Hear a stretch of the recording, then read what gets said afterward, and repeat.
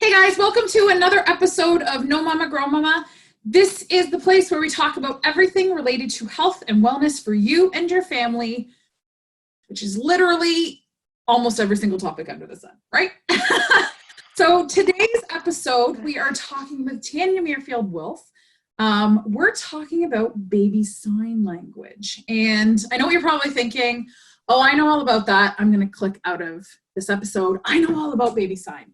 But I'm sure you're going to learn something in today's episode. So I want you to stay tuned and learn a little bit. Tanya has been doing this for years. Tanya has 3 little ones, and she has a massive passion for creating healthy families. And like we talk about in this episode, that means lots of different things, right? Physical health, mental health, all kinds of things. Tanya is a family social worker. She's a baby sign instructor. She also teaches discipline classes in her community, and she's also a prenatal postnatal fitness instructor.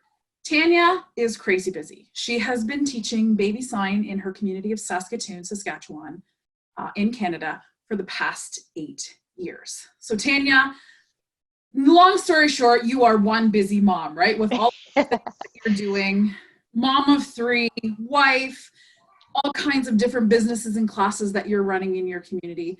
Tell us a little bit about, if someone's never heard about what baby sign is, which I'm sure most people have heard of it, what is baby sign? What is the purpose of baby sign language? Yes, absolutely. So the basics of baby sign language is uh, using neuroscience to our benefit as parents, which anytime you can do that, fantastic. I am for that.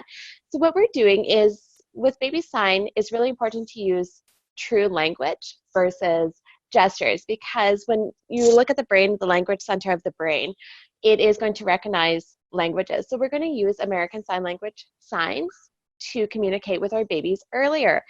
Our babies are programmed to communicate, even as little ones. And how do they do it? Is through crying often. However, they do have the use of their hands and that language center.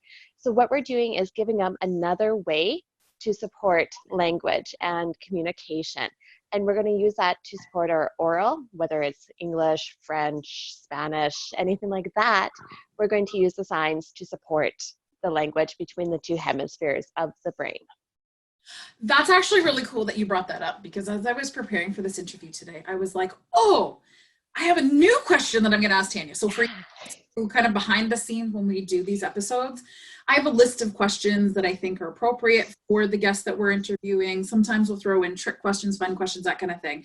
And one of them, because, we do Spanish in programs, I was like, oh, I wonder if there's actually a difference between, like, is there difference in a sign that you would use if you're a Spanish-speaking family versus an English-speaking family?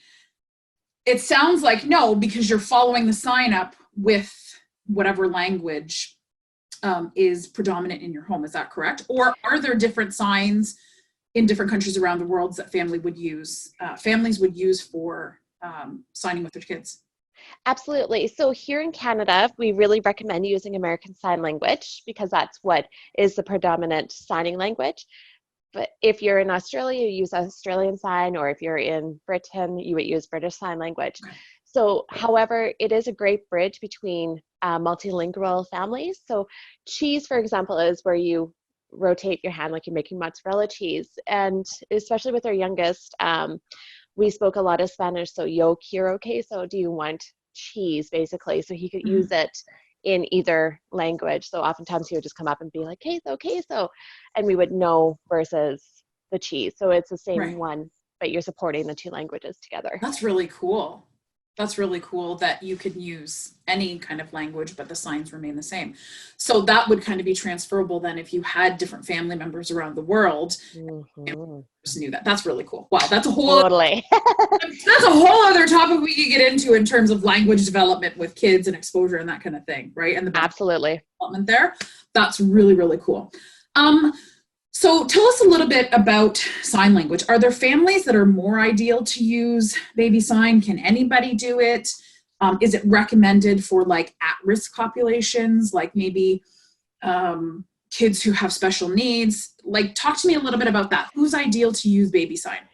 Okay. everyone is ideal for it, especially if you're willing to bring it into the day and make it fun. If you're going to use the top 10, I never teach the top 10 because a lot of times parents and their babies have this different idea of what they actually want to communicate than the parents. So if you're just going to stick to the top 10, it's probably not going to be as effective or fun. Mm-hmm. However, the research in Europe is well over 30 years old, and it started with CODAs, which is children of deaf adults, and how they would learn to sign and use their oral languages as well. And that came out really amazing. So the researchers looked into it with people with differences, so Asperger's, autism, those kind of different ones. And they saw the benefits of being able to communicate and flourish through language. And then they were like, oh, maybe I can try using the same concepts with your quote unquote average hearing babies. And that's kind of how the baby sign language came to be. So it is for everyone.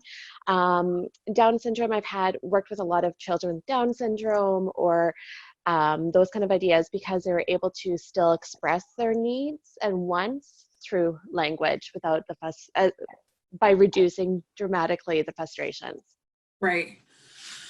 So that's interesting. My background as a DSW, now my mind gets really triggered for this, because I'm thinking, like, with my training when we went to school and the kids that I used to work with, I can definitely see that for kids who are delayed, regardless of the reason, this could be a really, really useful tool for, I guess the best way to say it maybe is the frustrations of early communication, right? If kids are delayed with their language, is this maybe like the godsend tool for families to consider to start those early communication without the frustration of actually physically having to, the children actually physically having to speak? Mm-hmm. Absolutely. If a child's going to be delayed, they're going to be delayed. Using baby sign language is not going to delay them at all. If it's kind of biological or something like that is in their makeup. So if they're going to be delayed, they're going to be delayed no matter what. However, we're able to use this to help continue the milestones, to continue to reach and communicate and gain language. So whether or not a child is going to be delayed, they're going to be delayed, and we can use these to benefit them. Right. Is there anybody who can't benefit from using baby sign language with their families? Like, what if there was a family that was really busy, both parents worked long hours or rotating shifts or those kinds of things? Like, is consistency important with this? Or are there some families who just, like, unless you can contribute a certain amount of hours a day to this, don't worry about it? Or, yeah, are there families who maybe shouldn't consider doing it? So consistency is important. In the classes that I teach, I'm like, I always equate it to learning to maybe salsa dance or doing yoga. If you're going to just come and do it once a week, awesome, is going to still benefit. However, it's just like building up those muscle and the muscle memories. The more consistent you are, the more it's going to work, and you'll see the benefits flourish. So consistency is definitely there. If it's just a fun class to get out and meet other moms, awesome. However, consistency really does matter. A child likely won't pick up signing through the 45 minutes, 50-minute class once a week. Right. It's more doing it at home. So let's say someone was interested in learning how to do sign language. Where would someone start with that? Like, do we go online and learn some basic sign in order to see if it works for our family? Do you recommend that people come and try a class? How does this work? And how do we know that it's going to fit in with our lifestyle? What are some of the things, I guess, that we're looking for to say, wow, this is really working? Like, I can understand what my baby needs right now. This is amazing. Yeah. Okay, so there's two parts kind of there. I always recommend coming to a class. There is so much benefits to moms connecting, babies seeing other babies, getting out of the house, the walls don't close in. It helps with mental mood disorders and those kind of ideas. So coming to a class is fantastic. You also get that interaction, and you also get how to bring it into your day without sitting there and being like, okay, this is baby sign language time. Let's do more, right? And no one's going to do it if it's not fun, right? Like, we want to create and engage and want to learn. So bringing it into the day, like during story time is a fantastic story. My crew is getting a bit loud. You might be able to hear them. Um, like through story times, through books, through playing. Maybe it's just not eating, because some babies just don't care about eating. So it's Right. really coming and finding ways to make it accessible and easy throughout the day, and have fun with it, because life is already has enough going on that we want to really make it encouraging for families. Are there milestones along the way when a family's learning how to incorporate this into their daily life? Are there milestones, just like I guess any other kind of development or new skill that a baby's learning? Are there milestones that families are going to look for that, oh, wow, this is actually working, my baby's picking it up, or we're not getting this? Am I doing wrong? Am I doing it wrong? Am I not doing it enough? Yeah. Are there things that Yeah. families should be looking for to make sure that they're seeing, I guess, progression? Something. Yeah. Yes. Something. So Yes, exactly. there, Something. exactly. You want some kind of feedback, right? So Yeah. I guess some of the ones that we talked about in the first week is really looking at your child's face, getting down on their level and playing with them. And oftentimes they might give you different expressions like, what the heck is happening? Or, oh, that's different. And just having these expressions, some kids are really engaged. Some are like, I'm so bloody confused. Those kind of ideas. So those are some really good ones. And then you'll start to notice that they actually start to watch your hands. So I had, in particular, this one little guy, mom came for multiple classes, sat him down, and he just like stared at me for the whole class and at my hands. And then the last 10 minutes he stared at his mom and the hands. And then he did that. And it was about 8 weeks. And all of a sudden he just came and he was signing. And I had the opportunity to go into a daycare years later, and I knew it was him because he sat there and he stared at me the whole time, and it was just like a flashback. So it was kind of neat that way. So how they're engaging, how they're interacting, their eyes, are they then focusing on their hands and trying to figure it out? And then all of a sudden it just like clicks. So my daughter, for instance, she's my high spirited child. She never eating was traumatic for like the first 4 months of her life.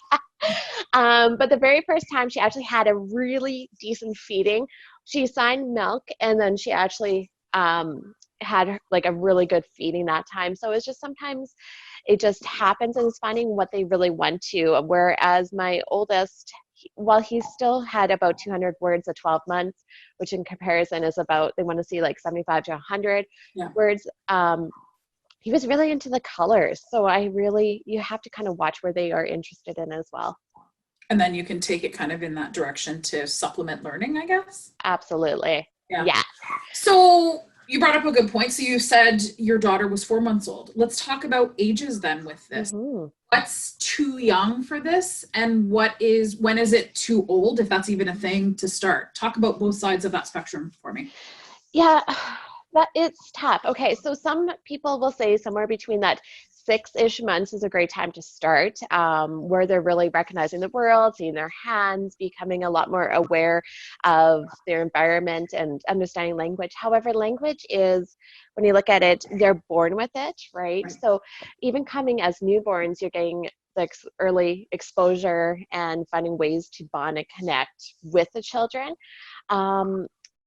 I have seen babies as young as like 3.5, 4 weeks starting to sign, up to a bit later in life. So it just really is about when the parents are more ready to use the signs consistently. Babies are born ready to communicate.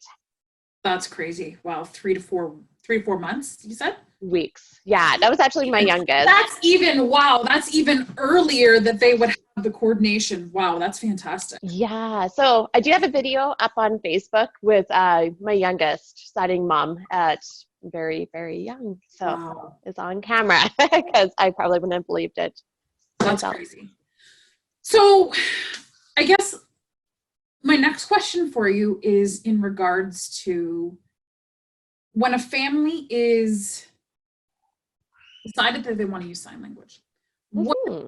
things that can get in the way of a family successfully implementing this as a form of communication with the whole family? What are some sort of things that people should be aware of when they decide to do this to make sure that they're on the right track to success? Yeah, and I think it's that, excuse me, it's remembering that you're building it up for a little bit into the future, right? Because we are in that instant gratification lifestyle. A baby isn't just going to learn it after the 1 week or 2 weeks or sometimes even 3 weeks. So it's remembering to sign because you're building up that connection in the human brain. It takes a while. You will see results. Will they be immediately? Likely not. So getting people on board as well. So getting grandparents or people that are close to them, moms, dads, typically it's moms that come to classes. So using little strategies is like putting up flashcards around the house. So people are kind of triggered walking into your room to be like, oh, right, we can use these signs if we're playing or bath time or those kind of ideas as well. Right. Very cool. Okay. Are there any misconceptions around baby sign? Are there things that people maybe think or believe about baby sign that are probably not true? Yeah, the biggest one is that it causes language delay. Yes, that is Yeah. definitely one I've heard. Yeah. Yes, and that one is one of the myths that just won't let go. I have no idea where exactly stemmed from.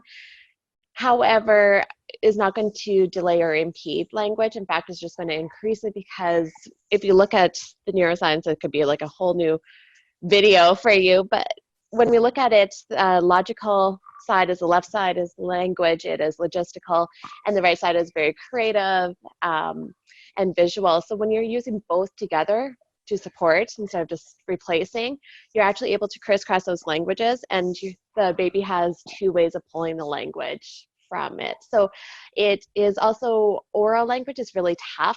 Think about how many times we have to move our tongue and our lips and the airflow and this and that, and babies just can't do it. So it's just really going to accelerate their language. And there's a difference between speech and language that a lot of people don't consider as well. Right. Well, I mean, the thing is, we know the research is there that children who grow up in multilingual homes are far more advanced brain development wise, right? So it sounds Totally. the fact that baby sign language uses both sides of the brain, it is just an additional form of communication, but it does sound like it has that added benefit of tapping into the side that maybe traditional language or various languages don't necessarily have. So sounds like it's actually a supreme benefit, not just a normal benefit. There you go. Language And that is absolutely, and that's especially when you're using another language versus the gestures as well, because the brain can't recognize the gestures in the same capacity. Right. Right. So you teach classes in your city for families in learning this. How long does an average family tend to sign up for classes? Is it like a 6-week session and then they're done for life? Or is it something where it's like, you know, the more you want to be committed to implementing this in your life, you know, you might want to commit to doing this for a year's time to really broaden that language component for your family? Yeah, so I've been starting to teach the classes over 11-week sessions and then repeating them. And I bring in a lot of activities such as music and play and exploration and mom time. So it is a really creative environment. So some parents choose to do one set of 11, and I do have a lot of repeat and repeat and repeat for the whole maternity leave. And then coming back for baby number 2, just because it is such a it's just such an environmentally friendly class for everyone. As we're meeting not just the baby's needs, we're meeting the mom's needs as well. Right. So are they, because it is a language component program, are they learning new things every time they come back for a new session, or are they really just refining and practicing what they've learned in their first session? I teach over 2 different types of curriculum, so I call it like orange and purple, so it kind of alternates. So there's 22 weeks of unique features. Some of them would be like, one might be exotic animals, one might be kind of more local animals, and just while as animals, it's 2 different types of signing. And then of course, always answering questions for what the families want as well. Right. That's excellent. That's really, really cool. Okay, so our last question that we always finish up our interviews with is, I frame it like this typically. So let's say a family's watching this interview with you and, you know, they're making supper or they're bathing their child and they're listening to it in the background. Maybe they've caught most of it, but maybe they've missed some things. if you could think of the two most important things that you would want a family or a mom to remember from this or about baby sign language, what would those two things be? Yeah, I would make it fun, make it engaging, because the days are long. The days are very long with young ones, so it's a new way to make it fun and engaging, and challenge yourself to learn it as well with the baby. So it's just another way to bring in another play component with them. So that would be number one, is have fun. And then number two is just remember that it is building in the future, that support in the future for your child and your family as well. That's awesome. Okay, guys, I'm going to put Tanya's information in the post for this video.